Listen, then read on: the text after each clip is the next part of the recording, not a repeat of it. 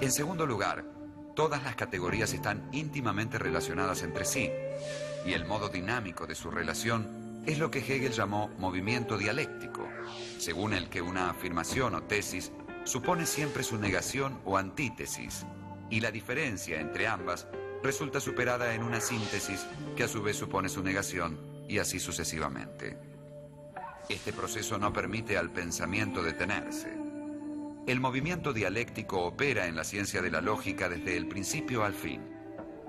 Hegel decide comenzar por lo más indeterminado y vago, el mero ser. Pero un ser tan vacío que no admite más predicados que el solo ser es lo mismo que la nada, y esta es su antítesis.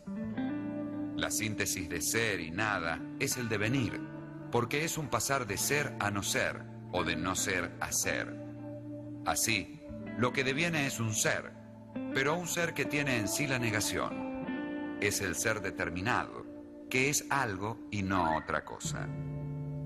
A partir de estos trazos con los que comienza su estudio, Hegel está en condiciones de afirmar que cualquier cosa que podamos señalar está en devenir, que todo lo que existe es íntimamente contradictorio y que toda afirmación que efectuemos implica también su negación. Dicho de otro modo, si Dios es la representación imaginativa del absoluto, entonces Dios no es, para Hegel, la suma de las perfecciones, sino la síntesis de las contradicciones.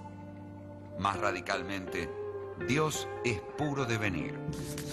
También podríamos decir, Dios deviene en nosotros, y nosotros en Él. Lo absoluto es el proceso infinito de su autodeterminación y de su autoconciencia. Dios deviene quiere decir, Dios se está haciendo. Lo verdadero es el proceso mismo, considerado en su totalidad infinita y en cada uno de sus momentos.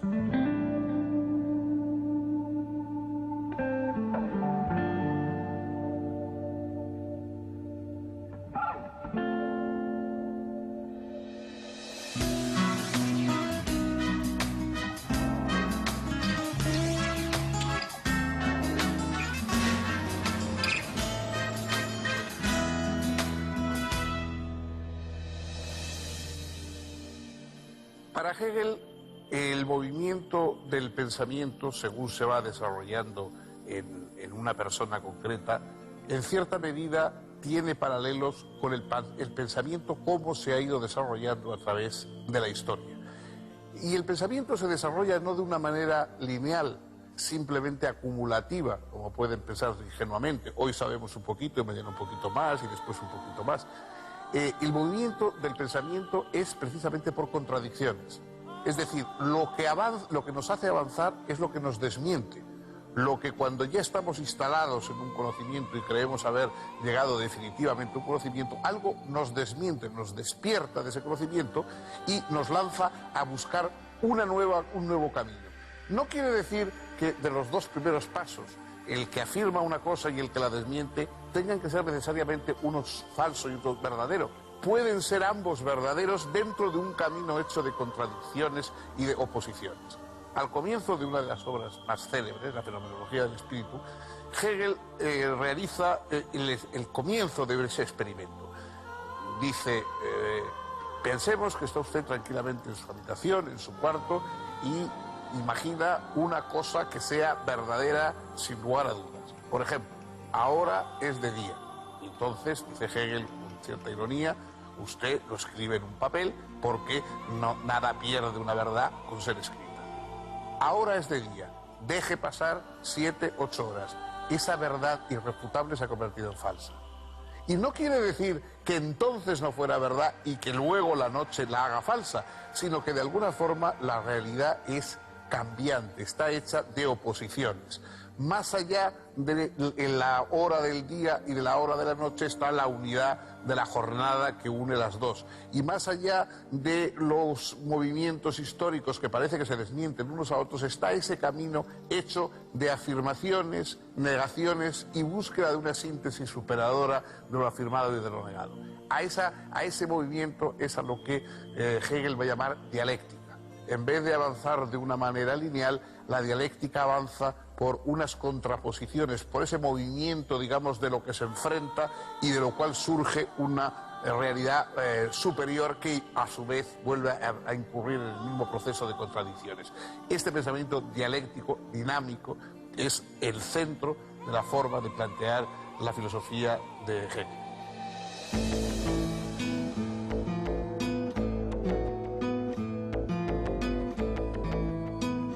A consecuencia del prestigio ganado con la ciencia de la lógica, la Universidad de Heidelberg le ofreció una cátedra de filosofía que Hegel aceptó. Fue precisamente en Heidelberg donde Hegel produjo un texto en el que presentó por fin la visión general de su sistema, la Enciclopedia de las Ciencias Filosóficas. La enciclopedia consta, además de los prólogos a cada una de las 3 primeras ediciones, de una introducción y 3 partes. La primera parte es un resumen de la ya publicada Ciencia de la Lógica. La segunda parte se ocupa de la filosofía de la naturaleza y la tercera parte tiene como tema la filosofía del espíritu. La obra en su conjunto ofrece al lector la impresión de una catedral, donde cada elemento guarda relación con todos los otros, donde nada se ha escrito por capricho, donde cada frase está sólidamente justificada por la totalidad de la obra. En la filosofía del espíritu, acaso lo más original del libro, Hegel expone que el espíritu es la verdad del alma y de la conciencia. Esta tercera parte de la enciclopedia aparece dividida en 3 secciones, una dedicada al espíritu subjetivo, otra al espíritu objetivo y una última al espíritu absoluto. Si la naturaleza es la existencia espacio-temporal del absoluto, el espíritu es su volverse sobre sí. Hegel explora este volver hacia sí como alma, conciencia y sujeto para sí. En el espíritu objetivo encontramos el derecho formal, la moralidad y la eticidad. La eticidad es el ámbito de la justicia y por eso es la síntesis y superación de los momentos anteriores. El derecho formal es meramente abstracto y solo se ocupa del cumplimiento de los pactos y normas. La moralidad es solo individual y no puede instalarse adecuadamente en el campo de lo social. Para Hegel no hay eticidad posible más que en el seno de un Estado, y por eso el despliegue del espíritu objetivo finaliza justamente en una filosofía del Estado. En el espíritu absoluto, finalmente, hallamos el arte, la religión y la filosofía. En el arte, lo absoluto se manifiesta sensiblemente. En la religión, mediante representaciones. Y solo en la filosofía alcanza el ámbito conceptual. Lo absoluto es lo bello en el arte, es Dios en la religión y es la idea en la filosofía. Esas determinaciones requieren ser pensadas en su unidad concreta y no unilateralmente, si se quiere evitar que el pensar resulte abstracto e incompleto. La Enciclopedia de las Ciencias Filosóficas termina con una extensa cita de la metafísica de Aristóteles, donde se define a Dios como el pensar que se piensa perfectamente a sí mismo, un pensar que es en sí actividad infinita y vida eterna. Habría que agregar todavía, un pensar que es saber de sí y que se despliega en la historia universal, porque el tiempo no es más que el salir de sí del absoluto, su existir mismo.